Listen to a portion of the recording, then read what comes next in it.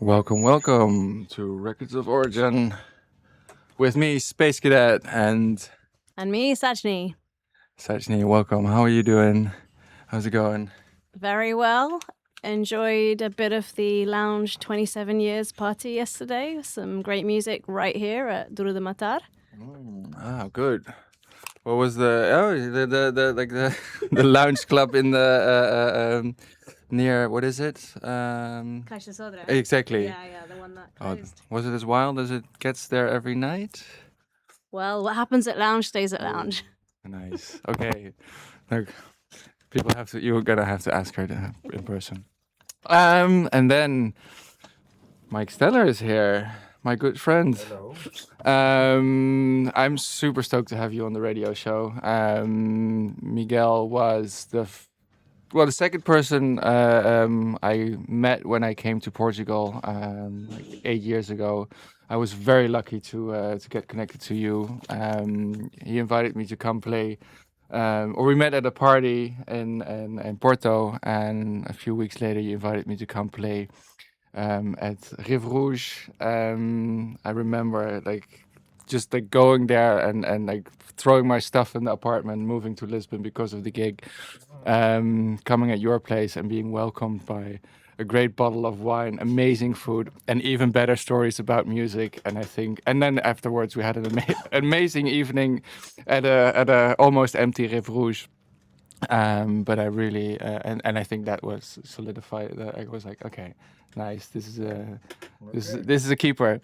And from then on, like, how many things did we organize? Like a lot of cool stuff. So I'm really excited to have you here. And to talk about your records of origins. Is there anything you want to start with, or like you want to dive deep into how it all began? Okay. First, I want to thank you for the very nice invitation. It's always a pleasure to talk about music and whatever surrounds it. Where to start? I think we should start with music.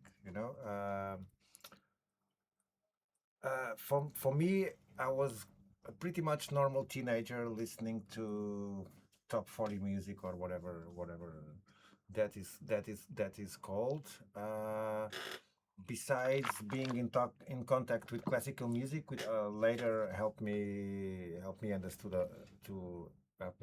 understand a lot of things. There was a moment when I was 17, 18 that completely changed my perception of music, and I was in this birthday party and someone played a track that for me, those moments in a movie where it seems that the time stops and you're in the middle of a room and everything stops and you're just focused on listening to this beautiful track. And that happened.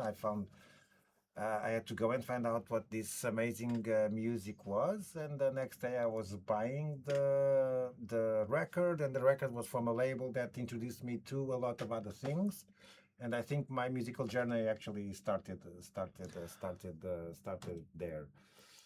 So I think, yeah, music speaks for itself. So I just wanted to share with you this. Yeah, you don't want to introduce Yeah, names the track before, is or called "Song to the Siren" by Dismortal Coil. The label behind it was 4AD, which was a really important independent label in UK in the late 80s and the 90s. Think of projects like Cocteau Twins and Dead Can Dance. Also meddling already with some electronic music, like so "Pump Up the Volume" by Mars was released by them. But they also had Pixies on their catalog. So this thing of alternative post-punk music with electronic, with alt rock from America, like Pixies. I don't know how to define Pixies, but for me, on my musical education at the time was very important. So should I just nice. Yeah, press there's some. play? Yeah. Okay.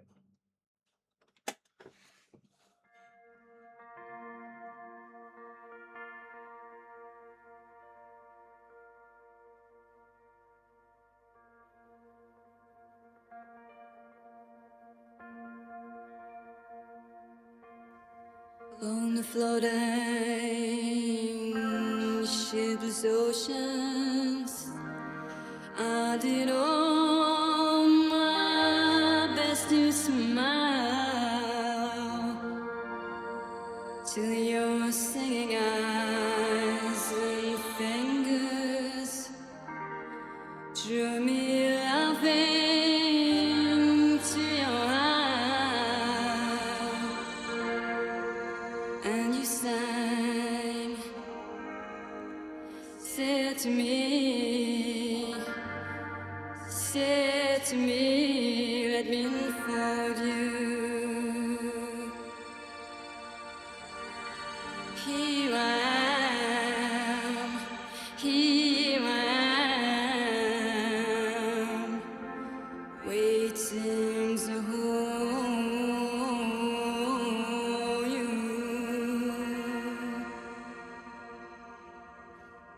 Did I dream? You dreamed about me. Were you here when I was for sale? Now my foolish boat is leaning, broken off long on your rock.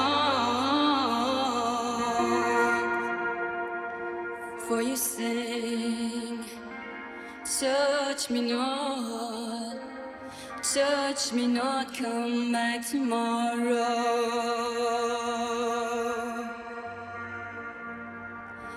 Oh my heart shines from the sorrow.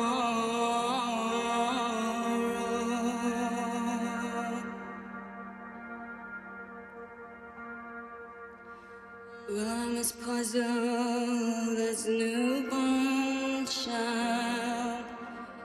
I'm as riddled as the tide.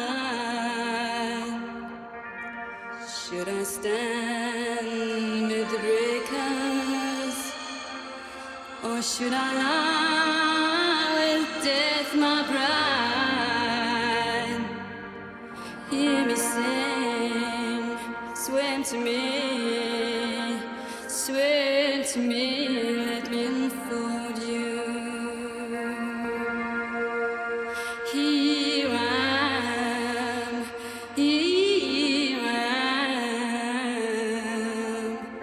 waiting to Okay. So this, like, hold I'm super curious to hear how this changed everything, or like your why this is the kickstart of your musical journey. I don't know, because it was just so different from what I was listening at the time, and it's such a mythical, ethereal voice, kind of dreamy. And I think you know me well enough to know that I always start my sets with something very ethereal, dramatic. Yeah. So probably the influence is here, because I think this moment of not only being dazzled, but as a DJ to dazzle people, to take them a little bit of their comfort zone. So what else is coming after this? You know, so I always like to start my sets with something that is different, that is ethereal, that is dreamy, that puts people kind of in a suspension before I start the actual DJ set, but also helps me to clear off from what was happening before, Yeah, and be that's able beautiful. to start Nice.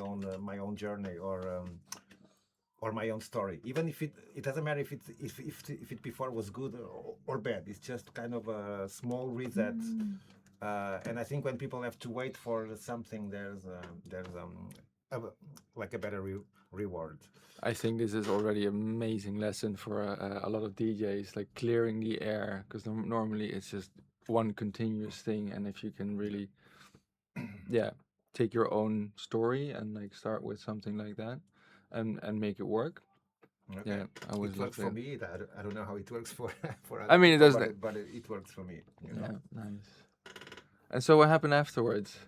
I just started buying music like crazy, you know, but from like, I was not even buying electronic music. I was buying alternative music, rock influenced, folk influenced.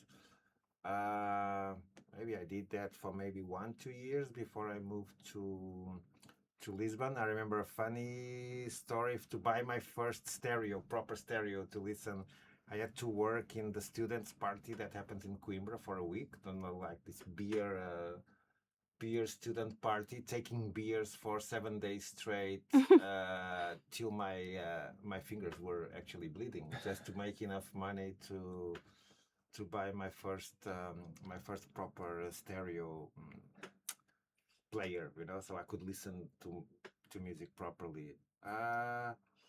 Then How old were you then? Yeah, I want to. 17, 18, 16, 17, 18. Yeah. So, then I came, I moved to Lisbon to come to study, and the new musical education started. Okay, so I started to have access to other types of music. I was lucky to live with someone that was really deep into into minimal contemporary music, and I went to the Encontros de Música Contemporânea at Gulbenkian, which is a festival that doesn't exist anymore. And I was lucky enough to catch Philip Glass playing live Nice. to the movies of Godfrey Reggio. Okay, so this was a fucking.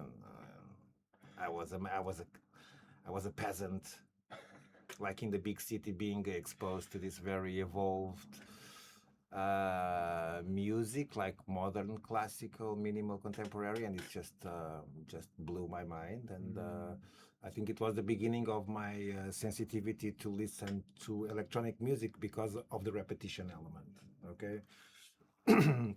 So I really started to listen to Philip Glass, to Steve Reich, to Michael Nyman, the more European of them, and all these all these experimental stuff from the 60s and 70s. Also because Philip Glass studied with Ravi Shankar, I started to listen to Ravi Shankar. So being exposed to a completely different way of composing music and understanding the concept of circular music, which for me is really still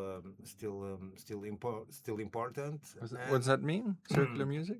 They compose in a different way, so it's layers over layers. So it's like you're going around something. I'm not And then adding layers I'm not a technical person, but it's a completely different approach to composing music. And when Philip Glass went to study with Ravi Shankar, it had a direct influence on the music he was doing later in the 70s, and that I think changed the I would say in the 70s, it changed the panorama of modern classical music. For you to understand the importance of Philip Glass, his first opera, Einstein on the Beach, was the first ever non-classical opera to be played at the Metropolitan in New York. So he's kind of breaking a paradigm, and I think it's time to go for the second music, because I'm actually going to play a track from Philip Glass from this opera. Yes, please. Called Einstein on the Beach, and the track is called Knee Play 5, which I was lucky enough. They came. There was an orchestra coming to play the soundtrack, not the whole opera, just the soundtrack of this, maybe 2-3 years ago, here to Lisbon, to Gulbenkian.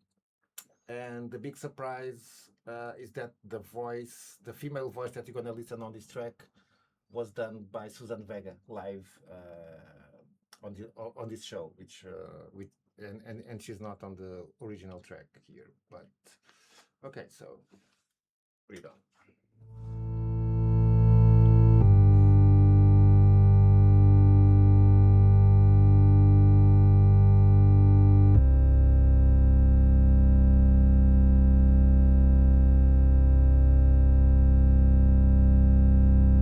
One, two, three, four,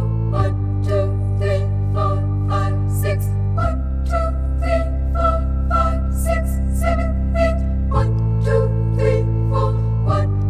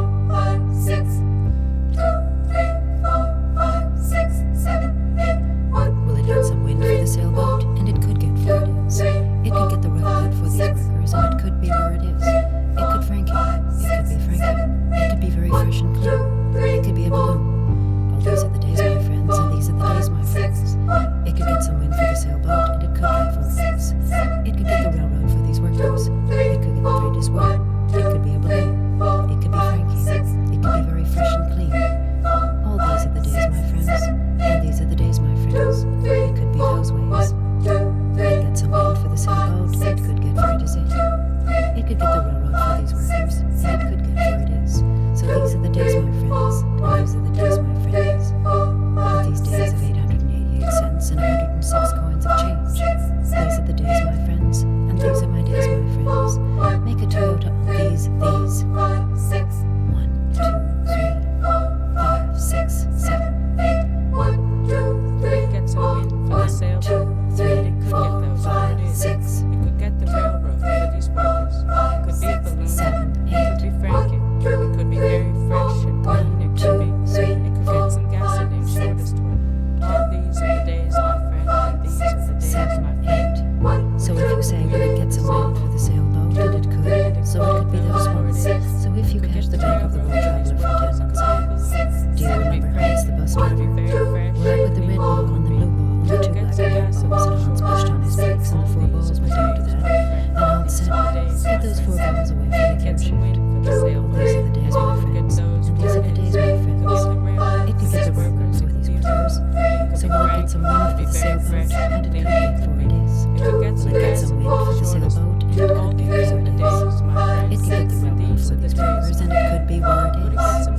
sailboat, and it could get 4 days. It could get the railroad for these workers, and it could be where it is. 8, 2, 3, 4, 5, 6. It could be Frankie. It could be Frankie. It could be very fresh and clean.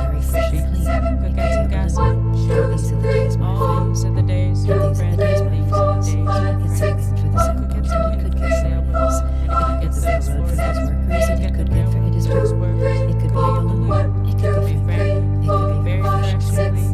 All these are the days, my friends. And these are the days, my friends. These are the days, my 2, friend. 3, 4, It gets a wind for the sailboat. 4, 5, 6, It could get the railroad for these workers. It could be a balloon. 6, It could be 7, Frankie. 8. Very fresh. Two lovers sat on a park bench with their bodies touching each other, So these are the holding days, my hands in the moonlight. There was silence between them. So profound was their love for each other, they needed no words to express it. And so they sat in silence on a park bench with their bodies touching, holding hands in the moonlight. Finally, she spoke. Do you love me, John? She asked. You know I love you, darling, he replied. I love you more than tongue can tell. You are the light of my life, my sun, moon, and stars. You are my everything. Without you, I have no reason for being.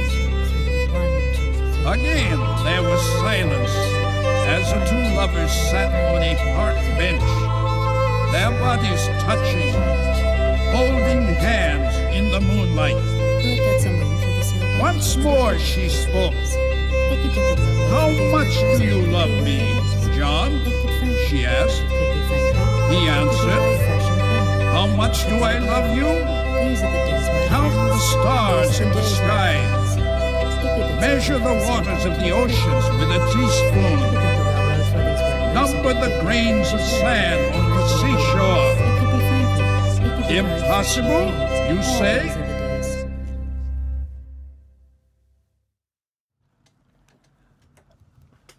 Wow.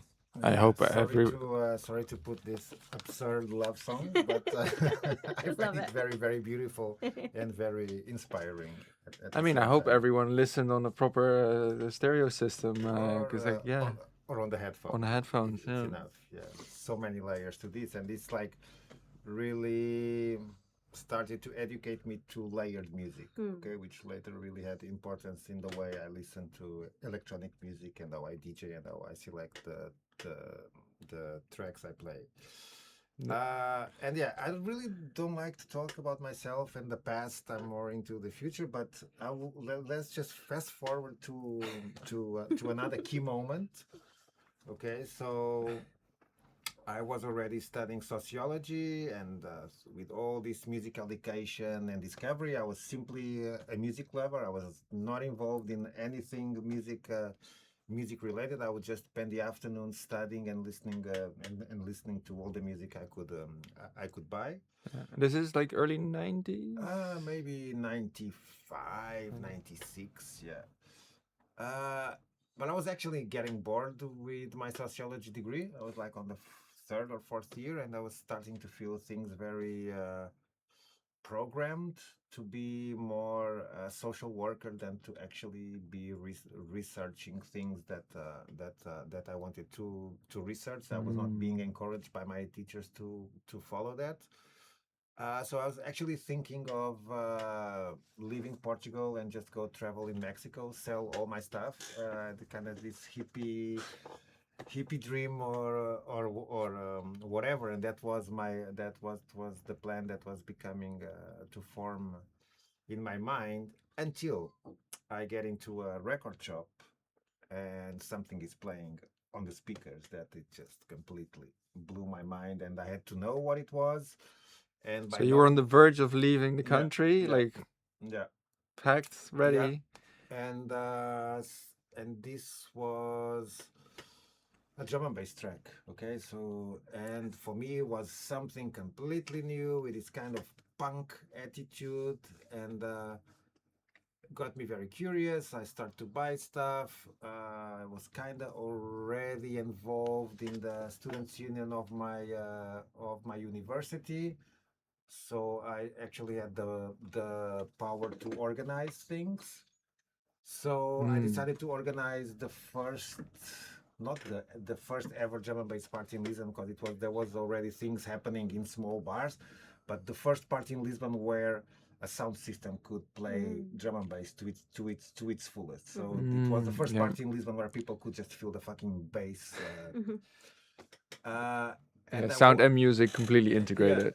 So I was so overwhelmed with that experience, and that okay, I'm not leaving. I discovered I have a new vision. I want to start organizing these kind of drum and bass parties, and at the time I started a collective, and there was not only music people, there were designers. So every party that we did was full of constructions, and we tried to create a story, and so it was really important for us to create a new world for everyone for everybody that was coming into our parties. Where were these parties taking place?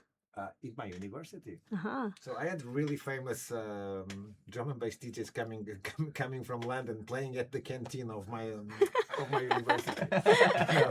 Amazing. Also, So yeah, so that kept me going for more 2 years at the university, partly still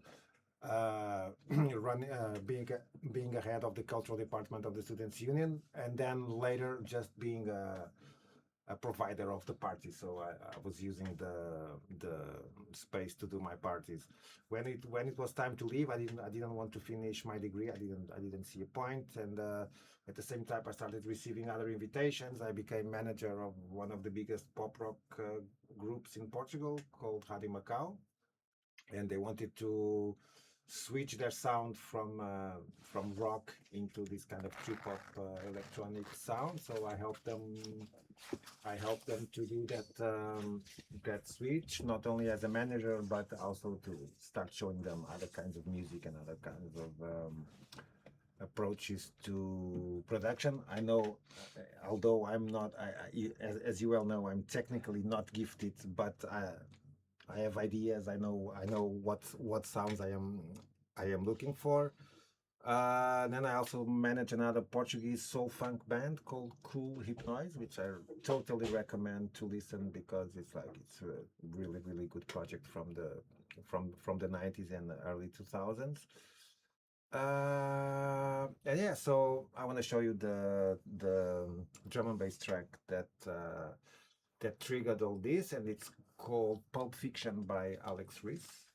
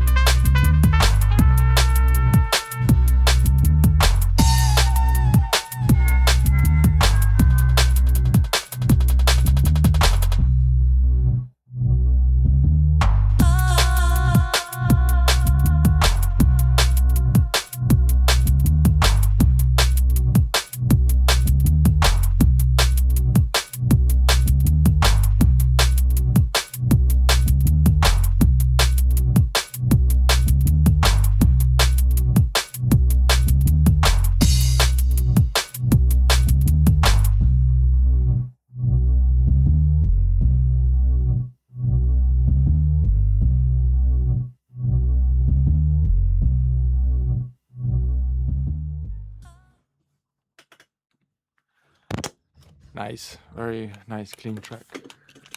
Thank you. It's yeah. I was just mentioning that it was through these kind of tracks with jazz samples that I got to get into more into jazz, because I've tried before and I always find it like boring, too complicated, and with the help of drum and bass, like reverse engineer the discovery of how jazz can be cool, you know. Yeah. So yeah, so thank you, drum and bass. Good stuff. And what else? Where do you want me to go?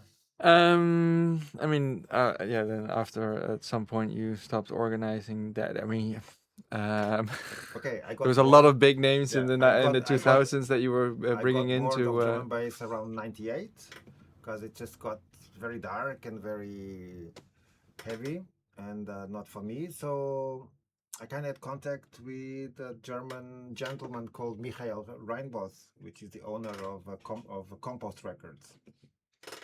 So, and he was the one pioneering the new sounds in Europe of making a fusion of jazz, Brazil, with electronic music. So again, I brought him to my university canteen to play, and a new world opened for me again.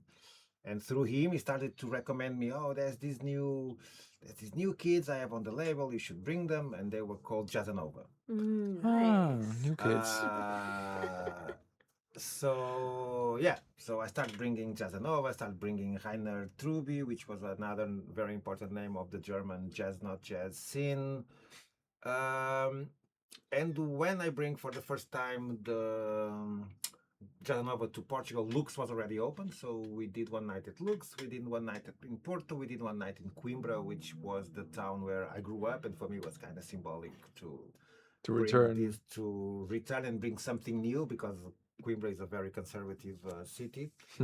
But in Coimbra it was so difficult that we didn't even have a budget for a warm-up DJ. So that's where Mike Steller starts. I had to play. I was not a DJ at the time, so I had to fill in a gap, because we didn't have the budget to pay anyone to be the warm-up DJ.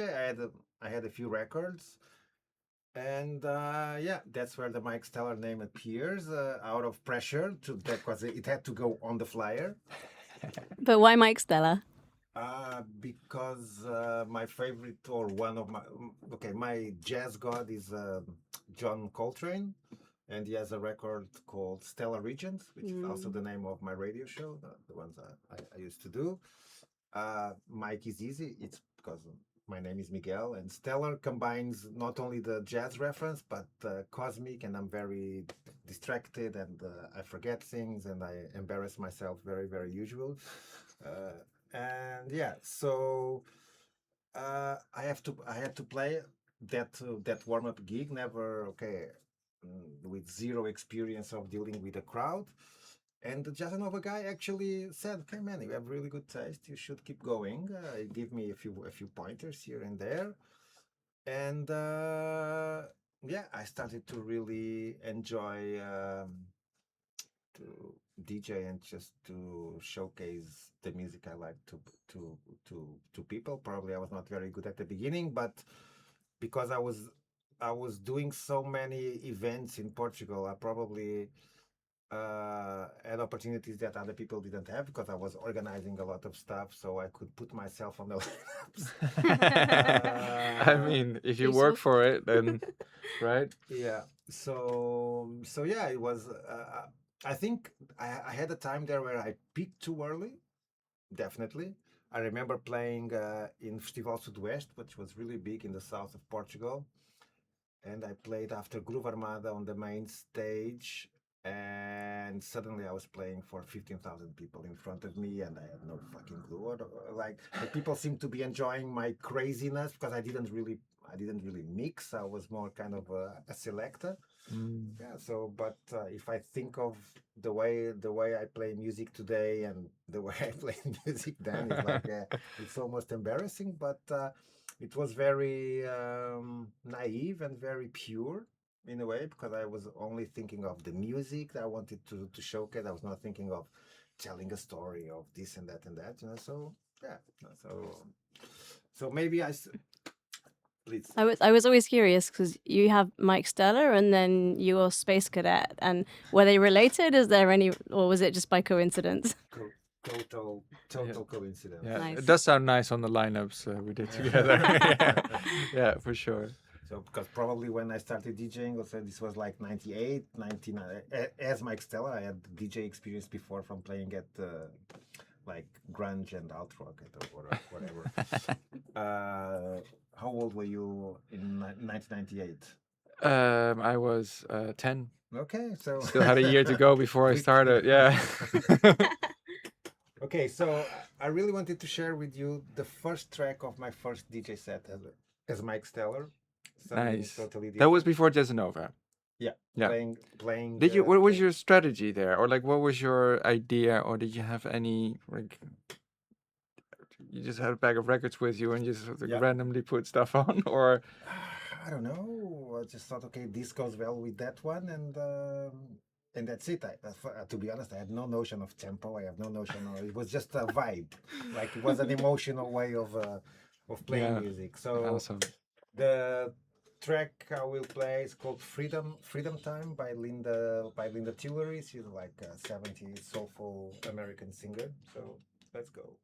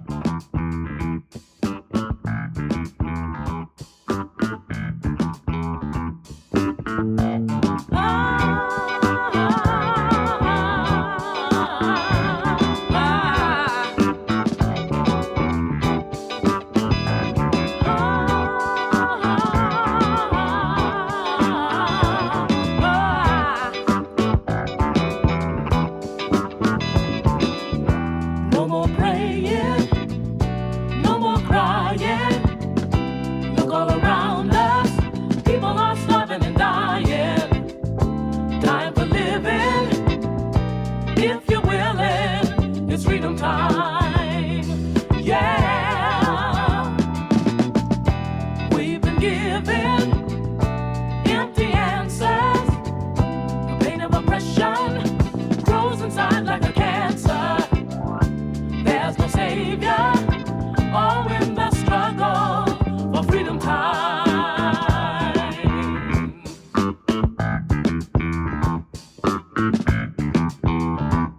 If I could just tell you what it's really like to live this life of triple jeopardy.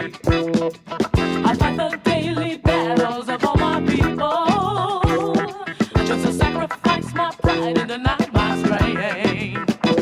No more crying, no more weeping.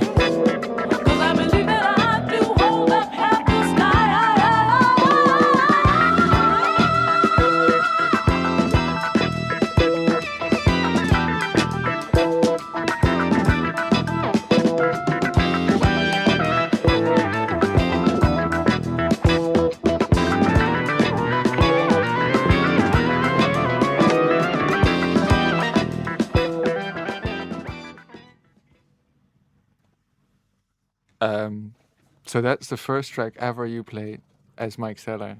Yes. Yeah. Yeah, that's how it's done, kids. Amazing. Yeah, and I knew that there was so much music just pouring out of you, and like but this is really nice to hear. Yeah, I'm getting a bit emotional almost. God damn it. Anyway, I mean, when we started hanging out, started playing together, I think for a little while already, you found this, to me, and I think for you as well, this gem called down tempo, and everything that it represents and everything around it.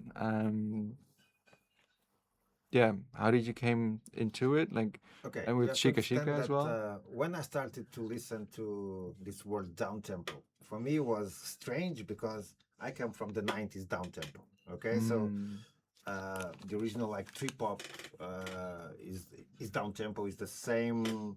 It's very simple. So I was very curious to what was this new trend that they were calling down tempo now. For me, down tempo was things like Nightmares on Wax, Fila Brasilia, even Portishead, Massive Attack, all this English bunch of people doing slow, puffed out music, like in the 90s. So I went to find out, and I started to really enjoy first because um, in the previous years I had been playing quite fast, since 2009 I got more into playing like more UK based post dubstep instrument stuff mixed with house and techno. Uh, but maybe I was not very good at it. I started to get bored and I started to want to listen to slower stuff. Maybe my body was just not as fit as it used to be, so I wanted to have to play more chill stuff. So it was a combination of things. I started to listen through foreign friends. I think there's a American Berlin-based DJ called Alma and Omega that really had an influence in showing me a lot of the early dubstep, down tempo, and folktronic stuff. And from there, usually I started to dig into my own way, and at the same time mixing elements of what I was already listening before from the 90s down tempo. Okay. Yeah, so your experience could also make a mix and like add Yeah, to I what just was don't already take new done. things as okay. This is not new for me. This is okay. I'm not listening to anything revolutionary.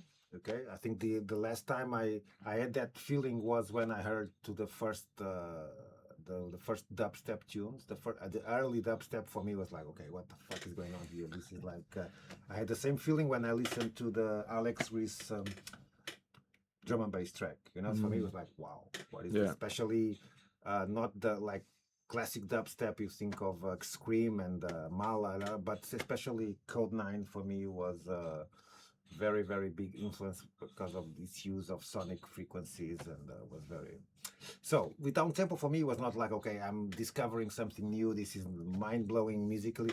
I just felt it was very nice, and I really wanted to play nice things to make people come together, not to alienate them on the dance floor. Yeah. Yeah, and for me this is really important to bring people together. Even if you are there to express yourself, you are doing it together with other people. I don't like the kind of dance floors where everybody's so fucked up that they are not connecting with each other, and they are not part of the same energy that is somehow flowing there. Okay? Yeah. So yeah, Yeah, I think that's you do that really well, like getting people in sync with each other and with what's going on the dance floor. all by And, accident, yeah, I I have, mean, yeah. I'm an accidental shamanic DJ. Yeah. Um, Any noteworthy tracks? Sorry. Any down tempo tracks? I didn't put any. I didn't put anyone that is like that. But I brought a down tempo track. Then this is the last one I bought that that I really like. Oh, nice. So and it's brand new, it's fresh, and it's from a friend of yours. It's from Francesco. It's from Tripping Shout out to Jaguar. Tripping Jaguar. So yeah, let's go.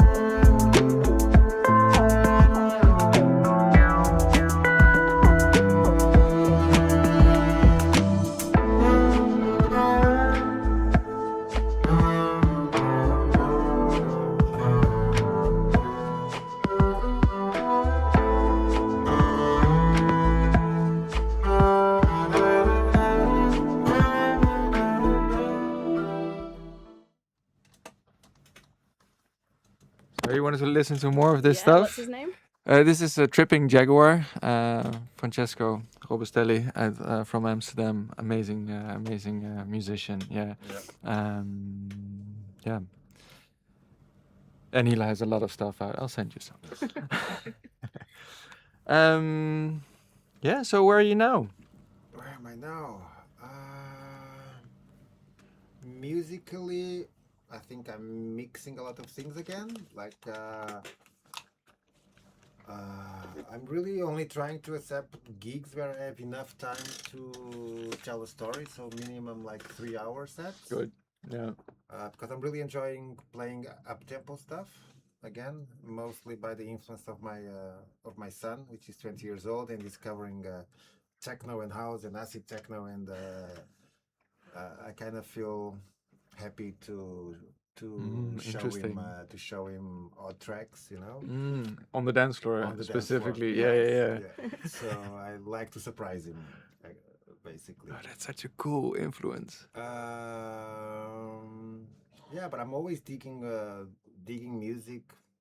I wouldn't say every day, but every week. Like, just discovered a Vietnamese singer that does a mix of traditional Vietnamese songs with opera. That is just fucking mind blowing. So yeah, so for me, I have really it's a pleasure for me to be able to just go through the music. Like I love Bandcamp as a discovery platform because they have a very good editorial Yeah. part that allows me to find things that I would never find, since we cannot go to a record store these days. Like I grew up with the guy behind the counter understanding my taste and say, okay, if you like this, maybe you like this, and then taking it further and further. So Mm. How does I don't. Bandcamp do discovery? Hmm? How does Bandcamp do discovery? No, they have really good articles. They have a Okay. editorial part. Hmm. So they also have a recommendation algorithm. If you listen to these, people that bought this also bought this, and sometimes you like you can be surprised there, but mostly is by the editorial part that they have. And then yeah, and then Yeah, I can highly forgot what recommend was now. Bandcamp. Wanted to Bandcamp. make sure, like, to call out Subvert as well, the sort of the spiritual follow up. That's like a co-op, so it's owned by Mhm. all the artists. No, They launched. Bandcamp. No, Subvert. I Subvert. Yeah, Okay, yeah, yeah. okay. So Subvert.fm. Go check that one out. Like this is there to stay, because like Bandcamp has a lot of issues with being bought and sold, and a lot of big money trying to make more money. Capitalism at its best. Yeah. And you mentioned that you're starting an ambient, or like have started an ambient. I started a new ambient act? project. Like ambient project? is one of my passions. I really like to listen to ambient. I met this German singer and flute player, and she started to jam in private parties on top of my music, and to the point where I was like, "This is funny." I was playing a Niels Fram track, and I completely forgot that she was there. And I start to listen to a voice in the track, and I go like, "How come I have never listened to this to this vocal on the Niels Fram track?" And it was her singing on top of it, like this very ethereal choral voice, and she also plays flute very well. So, and she knows how to integrate very well without taking over. Yeah, so Yeah, that's a good. we started jamming, and we made one first public presentation. We are super happy with it, and I really want to go on with it. I'm also making a little studio at my place. I want to start making my own music, or at least try. I might be shit, but it's always been in my mind to at least try.